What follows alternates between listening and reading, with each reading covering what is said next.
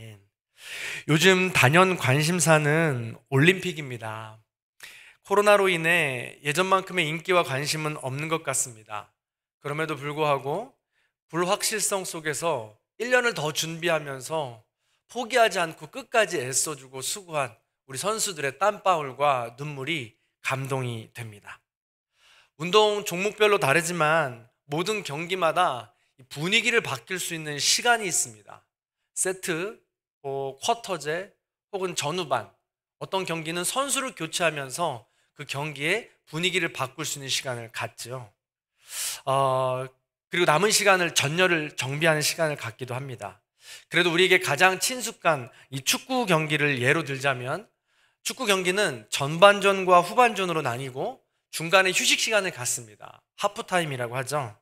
이 시간을 통해서 전반전을 돌아보고 후반전에 다시 방향을 잡고 준비하게 되는 것입니다. 우리 인생도 마찬가지입니다. 오늘은 8월 1일입니다. 8월의 첫날입니다. 8월의 첫 주입니다. 요즘은 많은 분들이 쉼을 통해서 이 올해 이제 전반전을 돌아보고 새 힘을 얻어서 후반전을 준비하기 위해 많은 시간을 가지실 것입니다. 우리 데살로니가 전서도 마찬가지입니다. 오늘이 데살로니가 전서를 나눈 지도 벌써 16번째 시간입니다. 넉 달의 시간이 되는 것이죠. 데살로니가 전서는 총 5장인데 3장을 나누었으니까 벌써 우리는 데살로니가 전서 전반전을 마무리한 것입니다. 그런 의미에서 오늘 4장 1절은 하프타임과도 같습니다. 휴식 시간도 같죠. 그래서 우리 4장 1절을 다시 한 번 더 돌아보면서 점검하면서 나머지 4장과 5장을 잘 준비하게 되는 것이죠. 자, 그런 의미에서 오늘 1절 말씀은 그러므로 라는 단어로 시작합니다. 이 보통 그러므로 라는 단어는 앞에 문장들, 앞에 모든 내용들을 설명하고 결론 지을 때 쓰는 단어입니다. 즉, 오늘 본문은요, 앞의 내용을 정리하는 것입니다. 그리고 데살로니가 전서 1장부터 3장까지죠. 그것을 정리하는 것입니다. 데살로니가 방문과 그에 따른 사건들을 회상하면서 바울이 자신을 변호했던 부분들, 대적자들을 어떻게 대했던 것, 그리고 데살로니가 교인들을 어떻게 응원하고 위로했는지를 기록하고 있는 것이죠. 오늘 말씀을 나누기 전에 먼저 전반전의 하이라이트를 보고 가겠습니다. 그동안 말씀을 빠뜨리지 않고 차곡차곡 받으셨다면 이 내용들이 기억이 나실 것입니다. 머릿속으로 잘 생각해 보시기 바랍니다. 바울은 데살로니가에 복음을 전하였고 그들은 잘 받아들여서 믿음의 공동체, 진실한 공동체로 우뚝 서게 되었습니다. 저마다 그들은 믿음의 역사와 사랑의 수고, 소망의 인내를 가지고 그 공동체 내에서 고난 가운데에도 이겨나갔던 것이죠. 그들은 바울을 이끄미로 삼고 또 데살로니가인들은 따르미가 되었습니다. 또 데살로니가인의 누구는 이끄미가 되었고 누군가는 따르미가 되었습니다. 때로는 부모의 마음으로, 때로는 스승의 마음으로 그 공동체를 건강하게, 안전하게 이끌어 나간 것이죠. 그러다 보니까 고난 가운데에도, 역경 가운데에도 그들은 흔들리지 않을 수 있었습니다. 하나님의 말씀, 바울의 말을 하나님의 말씀으로 받았고, 말씀으로 받은 그들은 믿음의 보충과 사랑의 풍성함, 또한 소망의 인내를 가지고 계속해서 이겨나갈 수 있게 된 것입니다. 그러면서 바울이 3장 마지막 절, 지난주죠, 마지막 절에 말씀하시길, 주 예수 그리스도께서 다시 강림하실 때 지금과 같이 산 것을 가지고 흠없이 거룩하게 되기를 내가 원한다 라고 3장까지 전반전을 마무리하고 있는 것입니다. 이것이 전반전의 마지막이었다면요, 하프타임은 어떤 말씀으로 시작하는지 보겠습니다. 1절 상반절입니다. 1절 상반절을 같이 읽어볼까요? 시작. 그러므로 형제들아, 우리가 끝으로 주 예수 안에서 너희에게 구하고 권면하노니. 아멘. 여기서 끝으로 라는 단어는 로이포스라고 하고요, 구하고 라는 단어는 에로타오라고 합니다. 그런데 끝으로 라는 단어가 이 로이포스라는 단어가 끝으로 라는 뜻만 있는 게 아니라 나머지는, 이후로는 라는 뜻이 있습니다. 제가 자꾸 이렇게 성경을 자꾸 이렇게 해석하게 되는 것은 이유가 있습니다. 왜냐하면요, 이 성경이 애시당초 처음에 우리에게 왔을 때 말이죠, 대한민국 국어 한글로 온 것이 아닙니다. 이 성경이 가장 먼저 처음 쓰일 때는 헬라어로 쓰였습니다. 물론 하나님의 감동으로 쓰인 것이죠. 그런데 사람이 쓴 것입니다. 그렇기 때문에 시대와 문화가 다르고 환경이 달라서 단어가 바뀌어서 오기 때문에 그 환경과 그 당시의 여건들을 우리가 해석하면서 맞는 단어를 찾아서 성경을 해석할 수 있어야 된다는 것입니다. 자, 여기서 끝으로라는 이 헬라어를 끝으로라고 해석한다면 아예 이 성경을 끝내버리는 것 같은 느낌이 듭니다. 그런데 똑같은 단어 뜻 중에 이후로는 단어로 바꾸면 마치 하프타임에서 잠깐 멈췄다가 후반전을 준비하는 4장과 5장 넘어서 데살로니가 후서를 준비하는 이 느낌을 가질 수 있다는 것이죠. 그래서 아주 어울리는 단어로는 이후로는 이라는 단어입니다. 또한 여기서 구한다라는 단어가 있습니다. 여기서 구한다라는 단어도 마찬가지예요. 구한다라는 단어가 1번이 아닙니다. 사실은 이 단어는요, 묻다라는 단어가 1번이에요. 그래서 묻다라는 단어가 더 잘 어울린다는 것입니다. 그래서 이런 단어들로 바꿔서 해석해보면 이렇게 해석해 볼 수 있어요. 그러므로 형제들아, 주 예수 안에서 너희에게 묻는다. 이후로는 어떻게 살 건지, 어떻게 하나님을 기쁘시게 할 건지 라는 말로 해석할 수 있다는 것이죠. 사도 바울이 그래서 다시 묻는 것입니다. 아주 편하게요. 데살로니가 교인들이요, 그래서 내가 묻는데, 그래서 지금까지 3장까지 얘기했어요. 그래서 이렇게 살아와서 잘했어. 그러면 앞으로는 그래서 어떻게 살 건데, 어떻게 하나님을 기쁘시게 할 건데 라고 해석할 수 있다는 것입니다. 여기서 아주 중요한 포인트는요, 하나님을 기쁘시게 하는 건 우리의 삶이라는 것입니다. 우리의 삶의 모습이라는 거예요. 관념이 아니라는 겁니다. 우리의 삶으로 하나님을 기쁘시게 할 수 있다는 것이죠. 성경 여러 곳에서 이런 사실을 증언합니다. 오늘 성경과 아주 비슷한 본문이 고린도 후서 5장 9절 말씀입니다. 10절 말씀이에요. 사실은 5절 이하부터 이어지는 말씀인데 90절만 읽어보도록 하겠습니다. 자, 읽어볼까요? 시작.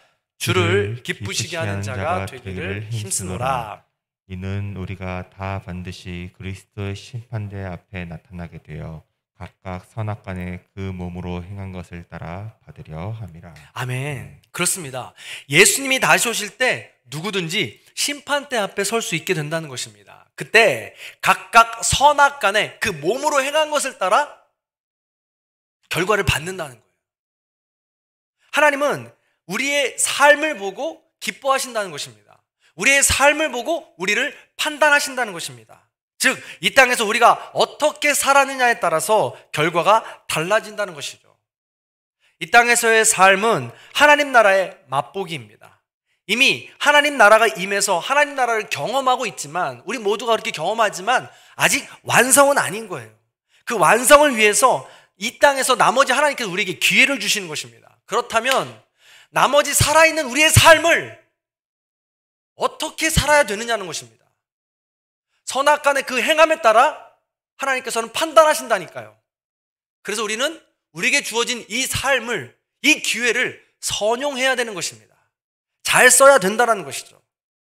이런 성경 구절은 너무나도 많습니다. 마태복음 7장 21절에 보면 나더러 주여 주여 하는 자마다 다 천국에 들어갈 것이 아니요 다만 하늘에 계신 내 아버지의 뜻대로 행하는 자라야 들어갈 수 있다고 얘기합니다. 빌립보서 2장 12절도 마찬가지입니다. 나 없을 때 항상 복종해서 두렵고 떨림으로 너희 구원을 이루어가라고 말합니다. 복종하라고 말하죠. 순종하라고 말합니다. 행함으로 너의 삶을 이루어가라고 지금 계속 말하고 있는 것입니다. 이처럼 하나님의 뜻대로 살아가는 것, 하나님을 기쁘시게 하는 것, 그것은 우리의 삶과 밀접한 연관이 있습니다. 그래서 사도 바울은 묻고 있는 것입니다. 그래서 이후로는 너희들 어떻게 살 건데? 어떻게 하나님을 기쁘시게 할 건데? 라고 물어보는 겁니다. 자, 그런 의미에서 아주 우리가 8월의 첫날이고요. 데살로니가 후반전을 준비하면서 이 질문이 우리에게도 아주 의미심장합니다. 그런 의미에서 우리 영상으로 예배드리고 있는 분들, 아내에게, 남편에게 혹은 자녀들에게 또 우리 성도님도 같이 한번 인사해 보겠습니다. 그래서 당신은 어떻게 살 거야? 그래서 당신은 어떻게 살 거야? 또 다시 반대편에게 물어보시기 바랍니다. 그래서 당신은 어떻게 하나님을 기쁘시게 하겠습니까? 그래서 당신은 어떻게 하나님을 기쁘시게 하겠습니까? 그렇습니다. 어떻게 살겠습니까? 어떻게 하나님을 기쁘시게 하겠습니까? 저는 마치 이 장면이 하프타임 내지는 이 작전 타임을 보내고 있는 이 선수들과 오버랩이 됩니다. 사도 바울이 코치가 되어서 격려하고 있는 것 같아요. 얘들아, 전반전 너무 잘했어. 그런데 후반전 어떻게 할래? 전반전 지금 너희들 너무 잘했는데 후반전은 어떻게 했으면 좋겠냐? 그러면서 사도 바울은 3절 이하부터 구체적인 명령을 합니다. 작전 지시를 합니다. 이 3절부터 내려지는 구체적인 작전 지시는요, 우리가 다음 주부터 구체적으로 나누도록 하겠습니다. 그러기 전에 오늘은 하프타임이니까요. 그 전에 먼저 데살로니가인의 교회의 상황보다 먼저 더 알아야 될 내용들이 있습니다. 하나님을 기쁘시게 하려면 가장 먼저 해야 될 일이 있다는 것이죠. 그게 뭔지 오늘은 그 말씀부터 나누도록 하겠습니다. 첫 번째 1절입니다. 1절 하반절 같이 읽어볼까요? 시작. 우리에게 배웠으니 곧 너희가 행하는 바라 더욱 많이 힘쓰라. 아멘.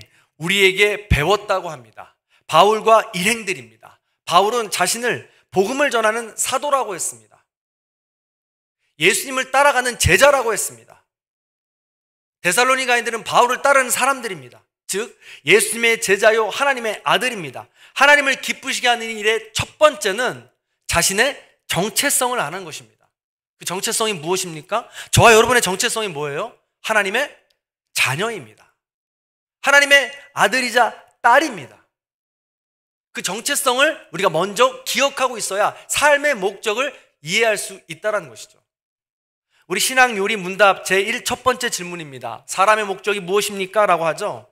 그 대답이 뭡니까? 하나님을 영화롭게 하는 것입니다. 하나님을 기쁘게 하는 것입니다. 그게 사람의 목적입니다.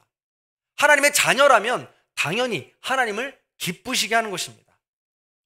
그 정체성이 시작이라는 것입니다. 축구 선수가 배구한다고 배구장에 가 있으면 어떻게 될까요? 펜싱 선수가 양궁한다고 활을 쏜다고 양궁장에 가 있으면 어떤 일이 벌어질까요? 상상만 해도 이상하지 않습니까?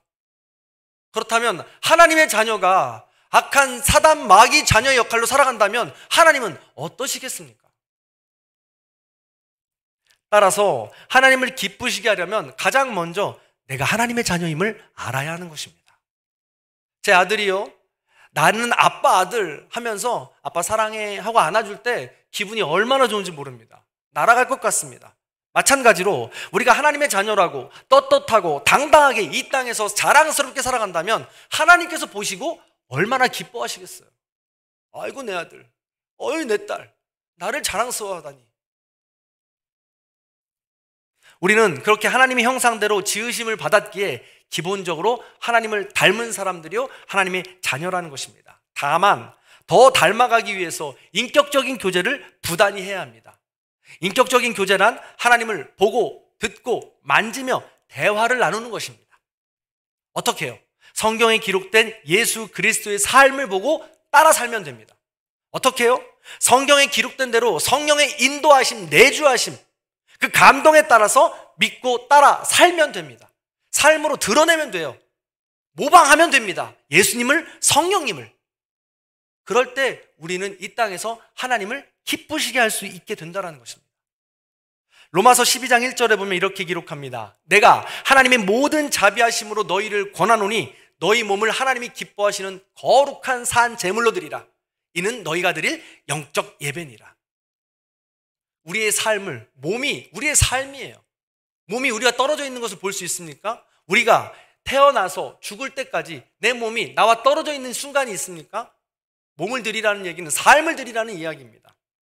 그렇게 인격적인 교제가 훈련이 되어야 된다는 겁니다. 멈춰서는 안 된다는 것이죠. 마치 운동선수가 그 종목에서 메달을 따기 위해 주어진 달란트를 끊임없이 갈고 닦는 것처럼 우리 또한 하나님의 자녀요 성령님의 인도하심 예수님을 닮아간다라는 그 마음을 가지고 부단하게 인격적인 교제를 나누어야 한다는 것입니다. 진정 하나님의 자녀로서 하나님을 기쁘시게 하고 싶다면 몸과 마음이 하나 된 언행일치의 삶을 살아가야 합니다. 하나님께 드리는 삶을 살아가야 합니다. 밥 먹을 때도 하나님 감사합니다. 일어날 때도 하나님 감사합니다. 잘 때도 하나님 감사합니다. 일을 할 때도 하나님 감사합니다. 운동할 때도 하나님 감사합니다. 힘들고 어려울 때도 하나님 감사합니다. 무엇을 할 때도 하나님 감사합니다. 그렇게 매 순간 하나님께 감사할 때, 하나님과 인격적인 교제를 나눌 때, 하나님을 닮아가기로 부단히 애쓸 때 우리는 이 땅에서 하나님이 원하시는 메달을 딸 수 있게 되는 것이죠. 그것을 하나님께서 기뻐하신다는 것입니다. 이처럼 하나님을 기쁘시게 하는 것은 우리가 하나님의 자녀라는 정체성으로 시작합니다. 이 수직적인 관계를 맺는 것이죠. 그런데 지난주 말씀 기억하시죠? 이 수직적인 관계만으로 건강한 신앙생활이라고 할 수 없습니다. 반드시 십자가의 삶, 수평적인 삶이 이루어져야 되죠. 그럼 다음에 이루어져야 될 것이 무엇일까? 1절 하반절입니다. 다시 한번 읽어볼까요? 같이 읽습니다. 시작. 우리에게 배웠으니 곧 너희가 행하는 바라 더욱 많이 힘쓰라. 그렇습니다. 하나님을 기쁘시게 하는 것은 너희가 행하는 것, 더욱 많이 힘써야 되는 일입니다. 하나님의 일이라는 것이죠. 하나님의 일이 무엇입니까? 하나님의 일은 하나님이 드러나게 하는 것입니다. 하나님의 일이 드러나는 것은 이 수직적인 관계가 건강해진다면 이 하나님의 일이 수평적인 관계로 서로 사랑으로 드러납니다. 영적인 가족들과 우리 육적인 가족들이죠. 이웃 사랑으로 드러납니다. 우리가 모르는 많은 이웃들에게 드러나는 것입니다. 그 사랑이 그들에게 사랑의 일이 드러나는 것입니다. 사랑, 믿음, 배려, 나눔, 용서, 섬김, 선교 등이 우리의 관계를 더 넓어지게 하는 것이죠. 깊어지게 하는 것입니다. 그것이 바로 하나님의 일이 되는 것입니다. 그런데 이것이 내 욕심에 가로막히면 더 깊이 나아가기가 어렵다는 것이죠. 그래서 우리는 이 하나님의 일을 내가 드러나게 하기 위해서 자기를 부인하고 나에게 주신 십자가를 지라는 것입니다. 서로 사랑하는 것 어렵습니다. 이웃 사랑하는 것 쉽지 않습니다. 그럼에도 불구하고 내 안에 하나님의 자녀, 하나님을 닮아가는 형상, 그것을 잊지 말고 욕심을 부인하면서 온전히 하나님을 닮아가는 삶, 그 일을 드러내는 것, 그것을 하나님이 기뻐하신다라는 것입니다. 이것이 바로 우리의 삶의 성령의 열매로 나타나게 되는 것이죠. 성령의 열매로 우리의 삶에 드러나는 것이 그게 바로 하나님의 일입니다. 사랑과 희락과 화평과 오래 참음과 자비와 양성과 충성과 온유와 절제가 우리의 삶으로 드러나게 해야 된다는 것이죠. 이게 바로 하나님의 일이라는 것입니다. 사랑하는 성도 여러분, 서로 사랑과 이웃 사랑이라고 그랬습니다. 서로 사랑 먼저 생각해 보시면 가족 간에 하나님의 일이 이루어지고 있습니까? 지금 말씀드렸던 성령의 열매, 또 하나님의 일, 사랑, 나눔, 배려, 섬김 이런 것들이 이루어지고 있느냐는 것이죠.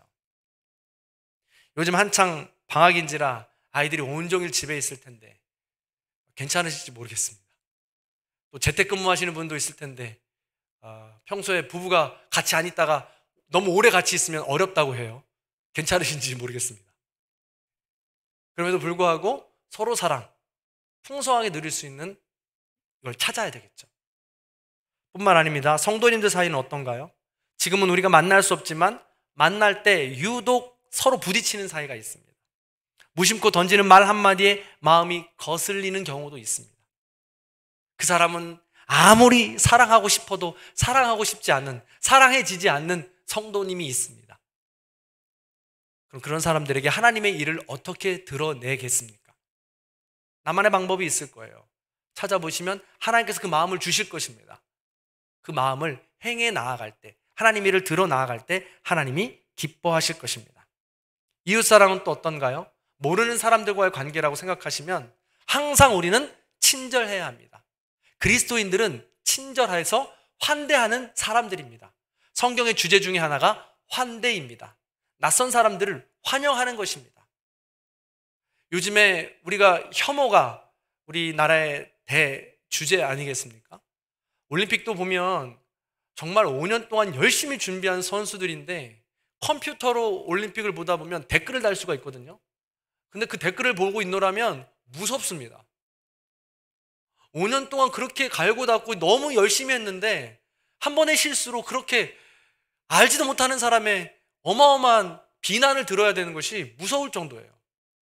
대한민국의 지금 분위기가 그렇게 혐오와 분노로 가득 차 있다는 것입니다. 그럴 때 이웃 사랑을 해야 되는 그리스도인들, 하나님의 자녀로서 하나님의 일을 해야 되는 우리는 어떻게 해야 되느냐는 거예요. 우리 같은 사람들이 더 많아져서 친절과 사랑을 드러내놓고 흘려보내야 되는 것이죠. 한 가지만 더 나눠봤으면 좋겠는데요. 창조세계 사랑은 어떻습니까? 창조세계 사랑. 지난주에 뉴스 중에 미국 서부 콜롬비아 강에서 강의 수온이 높아서 홍성어가 산란을 위해 왔다가 경로를 바꾸고 있다고 합니다. 이 화면으로 정확하게 보이시는지 모르겠는데 연어 중에 홍성어라고 해요.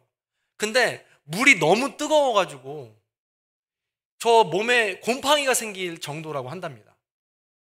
그래서 이 기자가 표현하기를 35도가 넘는 길바닥에서 마라톤을 하고 있는 인간과 똑같은 상황이 바로 지금 저 상황이라는 거예요. 얼마나 뜨거울까요? 이뿐만이 아니라 지구 곳곳에서 지금 기후 변화가 오고 있다고 하죠. 올해 여름도 너무 뜨거운 것 같습니다. 웬만하면 참을 수 있을 것 같던 그 더위였는데 기분 나쁘고 굉장히 어려운 더위를 지금 우리는 보내고 있어요. 이게 왜 그럴까요? 하나님의 자녀로서 하나님의 일을 하는 우리는 이런 일을 할 때는 어떻게 해야 될까요? 한번 생각해 봤으면 좋겠습니다. 적용해야 되니까요. 그래서 저희는 한번 생각해 봤습니다. 도전해 보려고 하는데요. 우리가 외출할 때마다 어디 가서든 커피나 음료를 좀 마시지 않습니까? 그래서 그냥 텀블러를 항상 가지고 다녀보는 거예요. 제가 혼자 그렇게 한들 이 세상이 어떻게 변하겠습니까? 그렇지 않잖아요. 그런데 그런 역할들을 조금씩 한다면 그 마음은 하나님은 아실 테니까 하나님은 기뻐하시는 일이 되지 않을까 하는 것입니다. 그런 의미에서 우리는 하나님의 자녀로서 하나님의 일을 하는 사람이 되어야 합니다. 수직적인 관계와 수평적인 관계에서 하나님이 기뻐하시는 일을 부단히도 찾아야 한다는 것이죠. 그렇게 하나님을 기쁘시게 하는 삶이 되었으면 좋겠습니다. 저희 교단 회보 8월호에 권두원에서 이 모객수 목사님께서 생각할 만한 이야기를 하나 소개해 주셨는데 제가 함께 나누고 싶어서 소개해 드립니다. 이솝 무화 중에 토끼와 거북이를 모르는 사람은 없습니다. 지금 생각하면 굉장히 부당한 경기죠. 무한 경쟁에서 승리에만 초점이 맞춰져 있는 경기입니다. 생각보다 지금 생각하니까 유익하지 못한 이야기예요.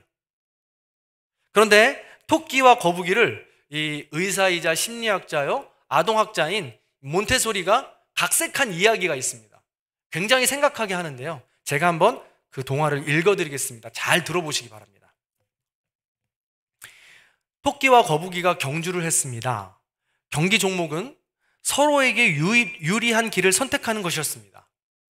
토끼는 땅에서 육상을, 거북이는 물에서 수영을 선택했죠. 땅에서는 토끼가 잘 달리지만 거북이는 물이 더 편했습니다. 그게 공평한 일이죠. 토끼와 거북이는 각자 열심히 달렸습니다. 그런데 이게 웬일이죠?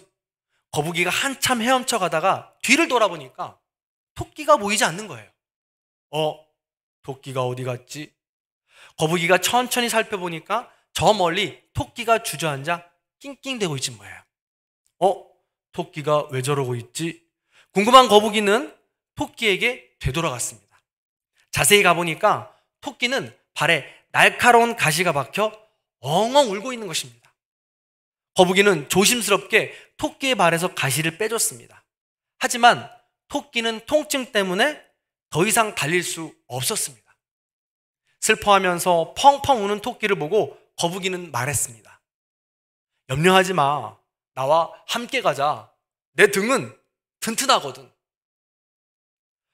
거북이는 토끼를 등에 업고 헤엄쳐 목적지에 도착했습니다. 결국 토끼와 거북이가 모두 이긴 경주였습니다. 굉장히 아름다운 이야기 아닙니까? 이솝 우화의 토끼와 거북이, 몬테소리의 토끼와 거북이, 뭔가 느낌이 다르지 않습니까? 몬테소리는 아마도 승자와 패자를 나누기보다 함께 더불어 행복하고 함께 그 기쁨을 누리기 위해 자신을 기꺼이 희생할 줄 아는 삶이 더 멋지고 아름답다는 것을 보여주려고 했던 것 같습니다. 과연 하나님의 자녀로서 하나님의 일을 하며 하나님을 기쁘시게 하는 삶은 이솝 우화의 토끼와 거북이일까요? 몬테소리의 토끼와 거북이일까요? 분명 우리가 인생을 살아가다 보면 어떤 이야기든지 우화의 주인공들처럼 우리도 살아갈 때가 많이 있습니다. 자기밖에 모르는 이기적인 사람이 있는가 하면 배려하며 자신을 희생할 줄 아는 사람도 있습니다. 상처를 주는 사람이 있는가 하면 상처를 치유해 주는 사람도 있습니다. 손해를 끼치는 사람이 있는가 하면 유익함을 주는 사람도 있습니다. 열받게 하는 사람이 있는가 하면 열을 식혀주는 사람도 있습니다. 일할 맛이 없어지게 하는 사람이 있는가 하면 일할 맛을 돋궈주게 하는 사람이 있습니다. 마음을 아프게 하는 사람이 있는가 하면 마음을 위로해 주는 사람도 있고, 힘 빠지게 하는 사람이 있다면 힘을 넣어주는 사람도 있습니다. 슬픔을 주는 사람이 있는가 하면 기쁨을 주는 사람도 있다라는 것이죠. 사랑하는 성도 여러분, 다시 한번 여러분께 물어보겠습니다. 2021년 전반전을 마무리하면서 이제 후반전을 어떻게 사시겠습니까? 어떻게 하나님을 기쁘시게 하겠습니까? 하나님의 자녀로서 하나님의 자녀답게 하나님의 일을 하며 하나님의 성품을 드러내는 삶, 그것을 하나님이 기뻐하신다는 사실을 절대 잊지 마시기 바랍니다. 포기하지 마시고 하나님이 기뻐하시는 사람으로 거듭나시는 저와 여러분들의 삶이 다 되시기를 주님의 이름으로 간절히 축원합니다. 그 마음을 담아서 우리 함께 원하고 바라고 기도합니다. 찬양합니다.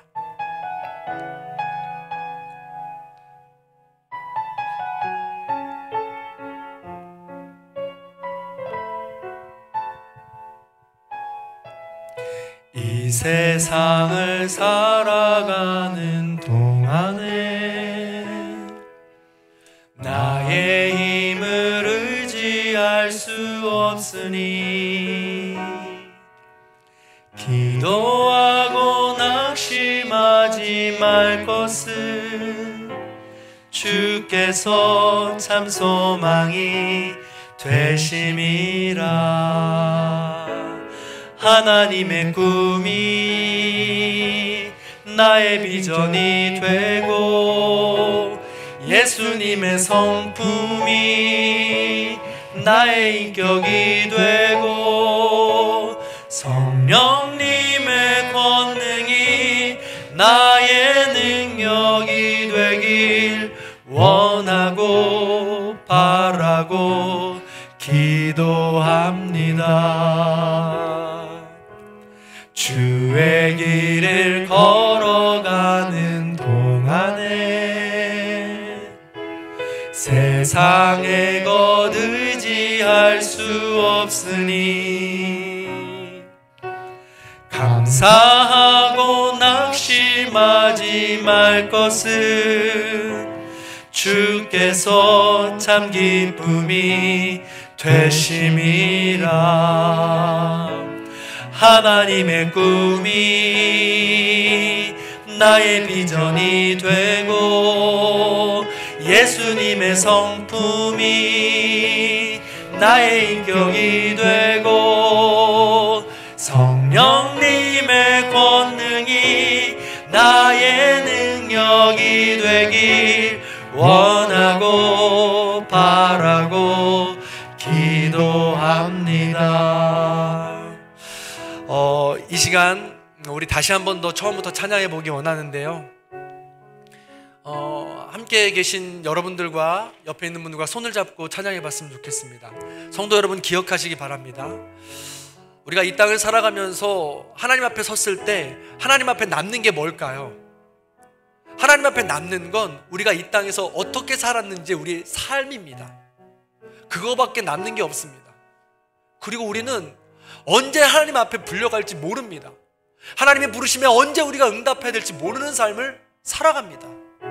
그렇다라고 그랬을 때 오늘 하루가 오늘 이 시간이 얼마나 중요한지 모르겠습니다. 그렇다라고 했을 때 우리의 후반전 어떻게 살아가시겠습니까? 내 아내, 내 남편 손을 잡아주세요. 내 자녀들의 손을 잡아주세요. 어떻게 살아가겠습니까? 하나님의 꿈과 예수님의 성품, 성령님의 능력으로 살아가자고 우리 한번 이 시간 다시 한번 결단하는 귀한 시간이 되길 바랍니다. 함께 찬양하겠습니다. 이 세상을 살아가는 동안에, 이 세상을 살아가는 동안에 나의 힘을 의지할 수 없으니 기도하고 낙심하지 말 것은 주께서 참 소망이 되심이라. 하나님의 꿈이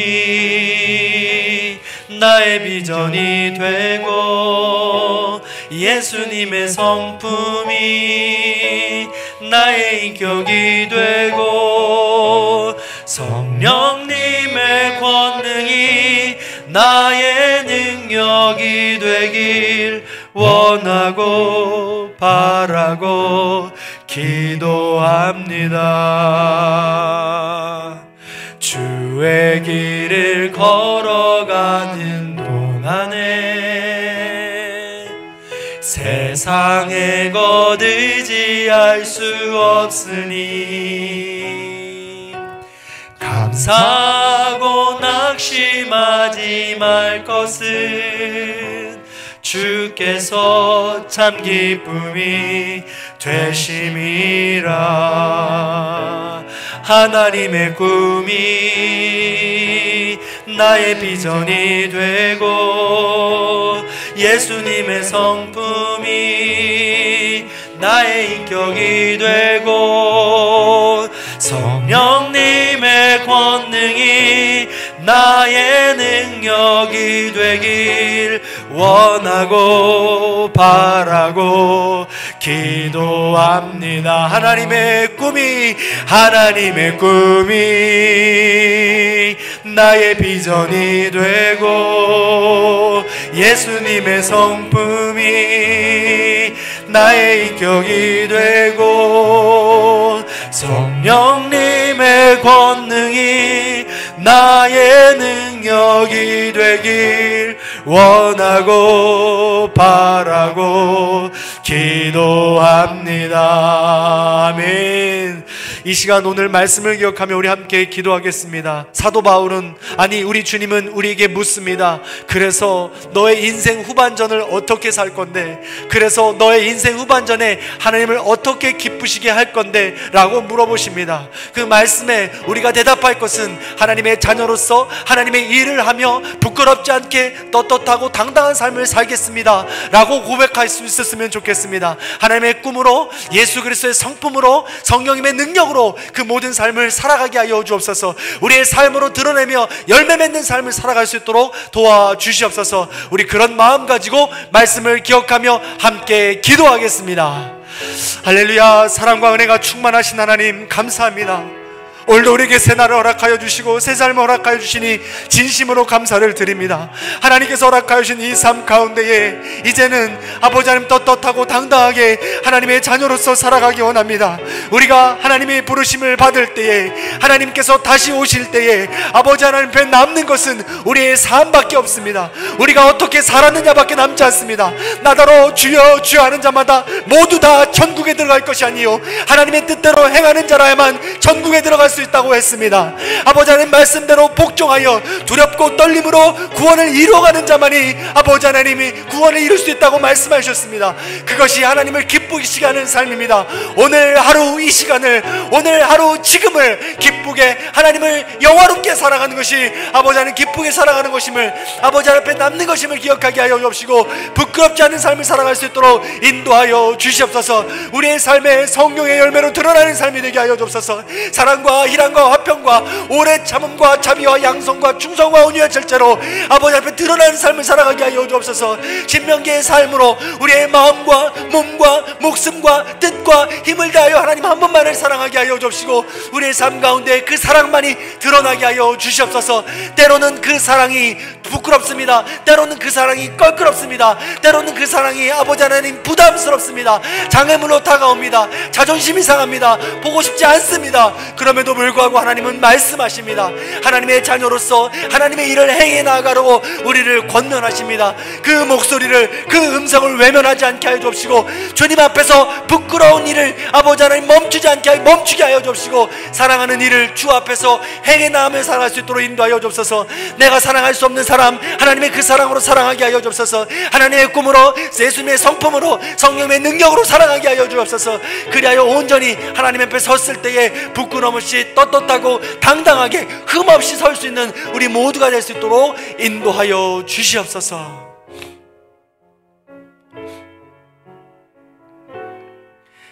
사랑과 은혜가 풍성하신 하나님 감사합니다. 오늘도 우리에게 주님을 닮아갈 수 있는 하루를 주심을 감사를 드립니다. 하나님은 오늘도 우리에게 물으십니다. 그래서 너의 인생을 어떻게 살 건데? 그래서 어떻게 하나님을 기쁘시게 할 건데? 라고 물으십니다. 그 물음에 용기 있게, 떳떳하게, 당당하게 하나님의 자녀답게 살아가겠노라고 고백하는 우리 모두가 되게 하여 주시옵소서. 내 힘으로 어렵습니다. 하나님의 꿈으로, 예수님의 성품으로, 성령님의 능력으로 한 걸음 한 걸음 믿음과 소망과 사랑으로 승리해 나갈 수 있는 우리 모두가 될 수 있도록 인도하여 주시옵소서. 그렇게 함께 하실 주님을 기대하며 예수 그리스도의 이름으로 간절히 기도하옵나이다. 아멘. 우리 다 함께 찬송가 195장